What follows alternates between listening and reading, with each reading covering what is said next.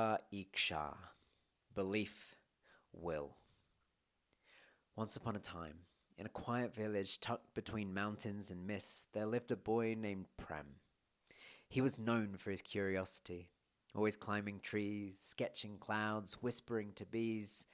But one autumn, something changed. The skies grew heavier. The forest stopped singing. And Prem, he stopped moving. He lay in bed most days, staring out the window, wondering if the joy he once knew had packed up and gone forever. One night, a knock echoed through his little cabin. At the door stood an old woman cloaked in blue smoke and red thread. "You've been chosen," she said, handing him a small stone that pulsed with warmth. "It's time for your reset." "But I'm tired," Prem whispered. "I don't feel chosen. I feel broken." "That's because you're in the cave," she smiled. "All fire begins in darkness."